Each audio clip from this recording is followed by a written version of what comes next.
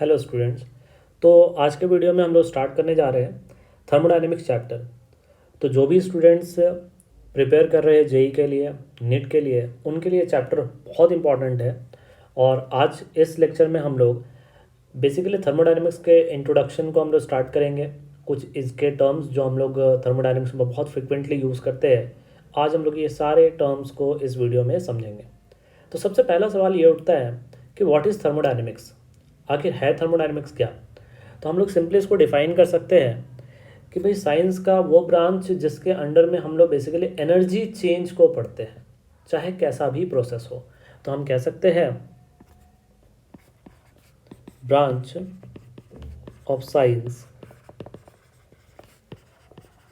which deals with energy change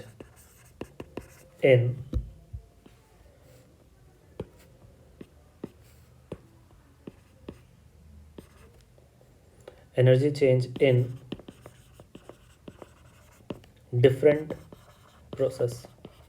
तो different process में जो एनर्जी चेंज है, इसको बेसिकली डिटरमाइन करने के लिए हम लोग थर्मोडायनेमिक्स जो है वो पढ़ते हैं। चाहे वो केमिकल रिएक्शन हो, चाहे कोई भी जनरल प्रोसेस हो, तो ये चैप्टर से हमें वो आइडिया मिलता है। ठीक है। थर्मोडायनेमिक्स चैप्टर में जो सबसे फ्रिक्वेंटली हम लोग एक टर्म यूज़ करते हैं वो है सिस्टम सराउंडिंग एंड यूनिवर्स। इन तीनों को हम कैसे डिफाइन कर सकते हैं, सभी इंटर रिलेटेबल है, इसलिए मैंने साथ में सारे टॉपिक्स लिखा है। तो पहले आप सिस्टम समझ लो, सिस्टम क्या होता है। तो पूरे यूनिवर्स का वो पार्ट जो आपके ऑब्जर्वेशन में हो, किसी भी अगर ऑब्जर्वर के ऑब्जर्वेशन में अगर कोई यूनिवर्स का पार्ट होता है तो हम उसे सिस्टम डिक्लेयर करते हैं। तो सिस्टम का मतलब क्या है? The part of universe under observation, तो इसे हम सिस्टम कहेंगे। अगर हम सराउंडिंग को डिफाइन करना चाहें, the rest part of universe, यानी सिस्टम को छोड़ दो तो जो बचा हुआ पार्ट हो जाएगा वो क्या कहलाएगा आपका? तो वो कहलाएगा यूनिवर्स। और ये दोनों मिलकर क्या बनाएगा? अगर हम सिस्टम और सराउंडिंग की बात करें तो ये बनाएगा यूनिवर्स। चल, अब हम सिस्टम के टाइप्स की बात करें, टाइप्स ऑफ सिस्टम। तो आइए टाइप्स ऑफ सिस्टम समझते हैं।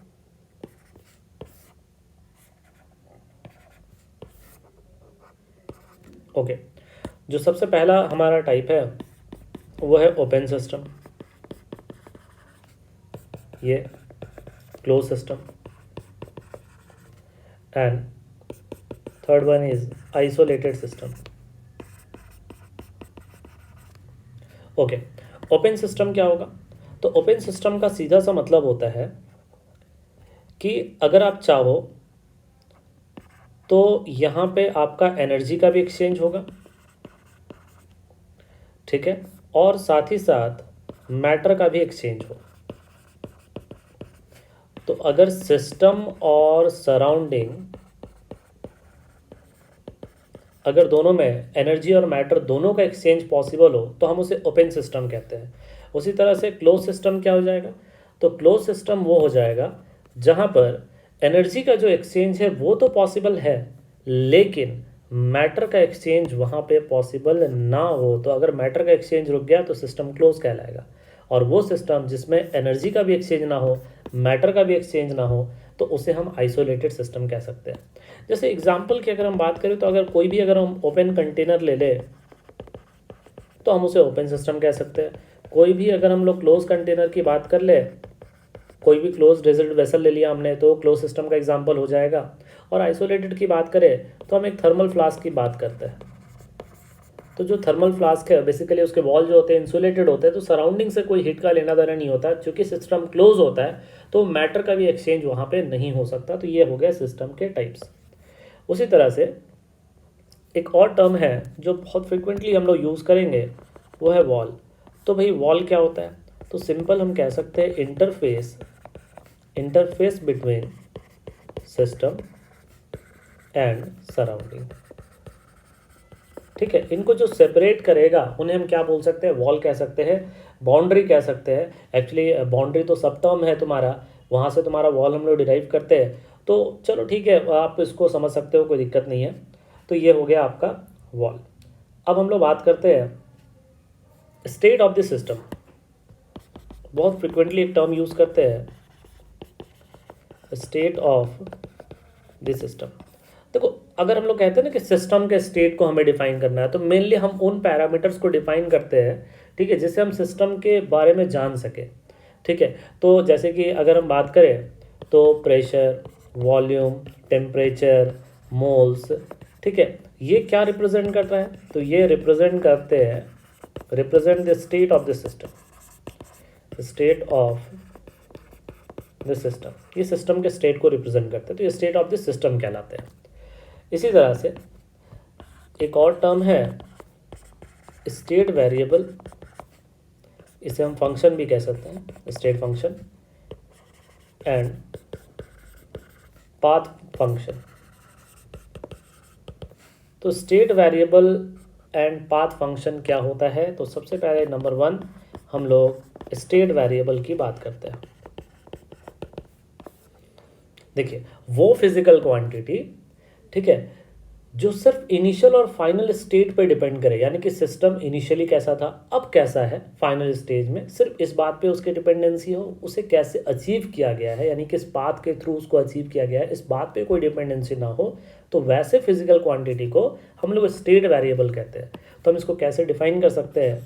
द फिजिकल क्वांटिटी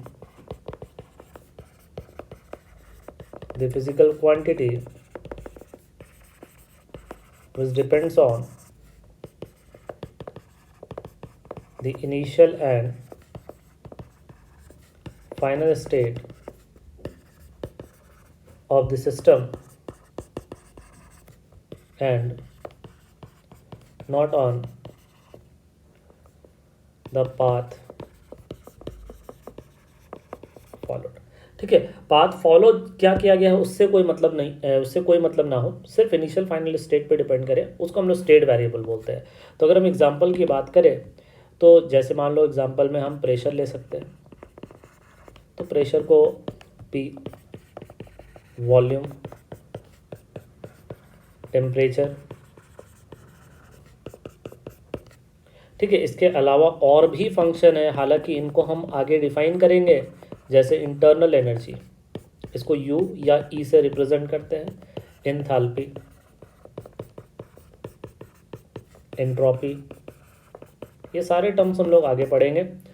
ठीक है, तो एंट्रोपी, तो ये सारे आपके जितने भी क्वांटिटी आपको यहाँ पर दिख रहा है सभी स्टेट वेरिएबल है, या तो इनिशियल और फाइनल पे डिपेंड करता है, कैसे उसको अचीव किया जा रहा है इस बात पे उसकी कोई डिपेंडेंसी ना हो। अगर हम बात करें नेक्स्ट पाथ वेरिएबल, तो पाथ वेरिएबल या पाथ फंक्शन क्या होता है? तो हम इसको किस तरह से डिफाइन कर सकते हैं? Which depends on the path followed by the system. ठीक है, जो पाथ पे डिपेंडेंसी शो करे, जैसे अगर हम एग्जांपल की बात करें तो हम ले सकते हैं एग्जांपल में वर्क, हीट, एट्सेट्रा। तो ये आपका हो गया। अब जैसे इसको मैं एक सिंपल ग्राफ से आपको एक्सप्लेन करने की कोशिश करता हूँ, तो आपको ये पॉइंट थोड़ा समझ में आएगा।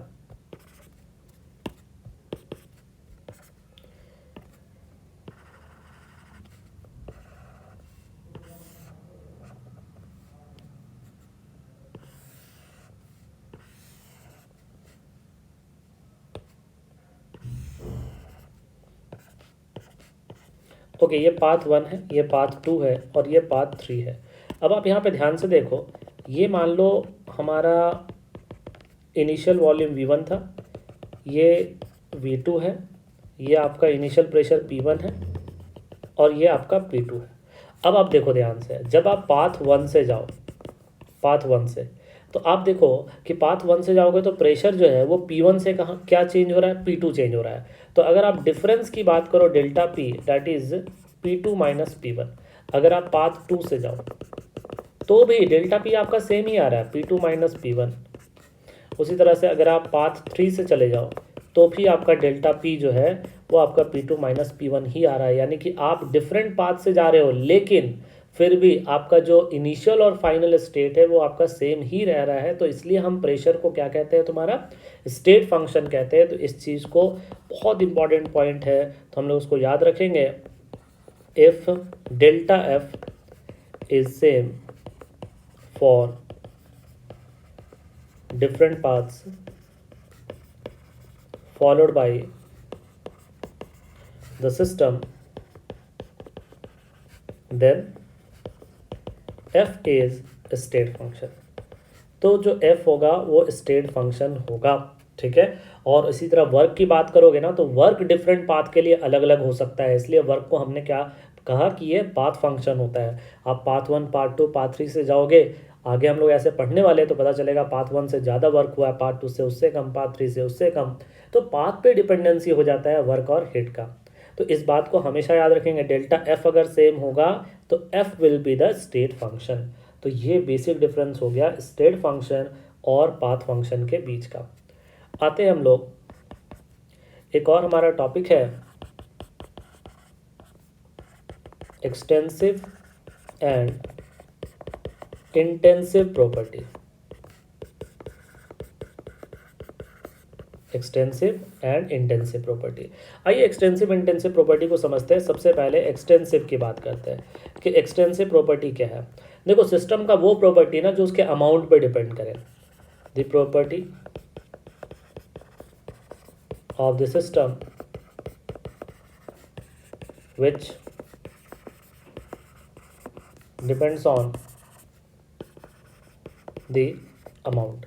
और एक्सटेंसिव प्रॉपर्टी जो होता है they can show additive property.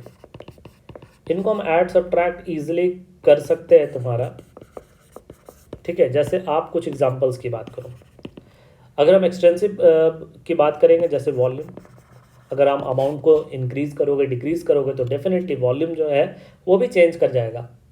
इसी तरह से अगर हम सरफेस एरिया की बात करें ये भी हो सकता है। इसी तरह से हम फोर्स की बात करें, सब एक्सटेंसिव प्रॉपर्टी है। इसी तरह से अगर हम मान लो फोर्स हो गया, एरिया हो गया, वॉल्यूम हो गया, सेम अगर मान लो कि हमने मास ले लिया तो ये भी आपका एक्सटेंसिव प्रॉपर्टी के अंदर में आ जाएगा, ठीक है। तो ये सारे फंक्शन जो है, ठीक है, आप क्या बोल सकते हो, उनको एक्सटेंसिव प्रॉपर्टी बोल सकते हो। और भी एग्जांपल आप ले सकते हो, जैसे मान लो कि हीट आप एक्सटेंसिव के अंदर में आप कंसिडर कर सकते हो, ठीक है। इसके अलावा अभी हमने एंथैल्पी आपको डिफाइन किया था, इंटरनल एनर्जी डिफाइन किया था, एंट्रोपी डिफाइन किया था, गिब्स एनर्जी एक जी होता है जो अभी हम लोग डिटेल में आगे पढ़ेंगे। ये सब आपका क्या हो गया, एक्सटेंसिव प्रॉपर्टी हो गया। कंडक्टिविटी ये क्लास 12th में पढ़ेंगे, कंडक्टिविटी ये भी आपका क्या हो गया, एक्सटेंसिव प्रॉपर्टी हो गया।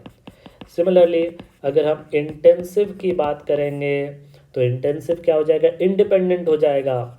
The property of the system which is independent amount, independent of amount, ठीक है। और ये एडिटिव प्रॉपर्टी नहीं शो कर सकता, इसको आप ऐड सब्ट्रैक्ट नहीं कर सकते तुम्हारा, ठीक है। तो जैसे यहाँ पे कुछ एग्जांपल हम लोग कंसिडर करते हैं, जैसे मान लो हमने डेंसिटी ले लिया, टेम्परेचर ले लिया, इसी तरह से हमने प्रेशर ले लिया, ठीक है। तो ये सारे जो भी प्रॉपर्टी आपको दिख रहा है सेम उसी तरह से कॉन्सेंट्रेशन आप ले लो, पीएच आप ले लो, ठीक है, रिफ्रैक्टिव इंडेक्स ले लो, ठीक है। ये सभी क्या हो गए, इंटेंसिव प्रॉपर्टी, इनको मास से कोई लेना देना नहीं होता है, तो इसे हम लोग इंटेंसिव प्रॉपर्टी कहते हैं। आते हैं हम लोग अपने नेक्स्ट टॉपिक पे, that is thermodynamic equilibrium. Okay, thermodynamic equilibrium क्या होता है आप समझो।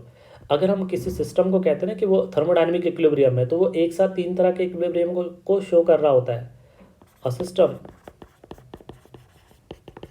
Is said to be in thermodynamic thermodynamic equilibrium if it possesses simultaneously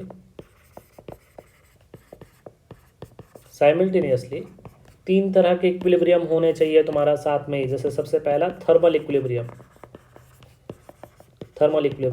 means जो टेम्परेचर है वो थ्रू आउट जब प्रोसेस जो होना चाहिए वो कांस्टेंट होना चाहिए। मीन्स टेम्परेचर का change with respect to time क्या होना चाहिए, zero. Temperature gradient must be zero. Next is mechanical equilibrium means external जो फोर्स है या प्रेशर है वो तुम्हारा क्या होना चाहिए, आपका कांस्टेंट होना चाहिए। मीन्स अगर आप प्रेशर ग्रेडियंट की बात करो तो आइदर ये ज़ीरो आप कह सकते हो, या फोर्स ग्रेडियंट की बात करो तो इसे आप ज़ीरो कंसिडर कर सकते हो। And the third one is thermal equilibrium, mechanical equilibrium, and the third one is chemical equilibrium. तो chemical equilibrium means concentration must be constant, that is dC by dt must be zero. Concentration gradient जो है वो zero होना चाहिए। तो ये हो गया बेसिक इंट्रोडक्शन ऑफ थर्मोडायनेमिक्स। तो इस तरह से हम लोग अगले लेक्चर में जो थर्मोडायनेमिक्स के बाद के जो सारे टर्म्स होंगे उनको हम लोग एक्सप्लेन करेंगे। इस वीडियो के लिए इतना ही। Thank you so much.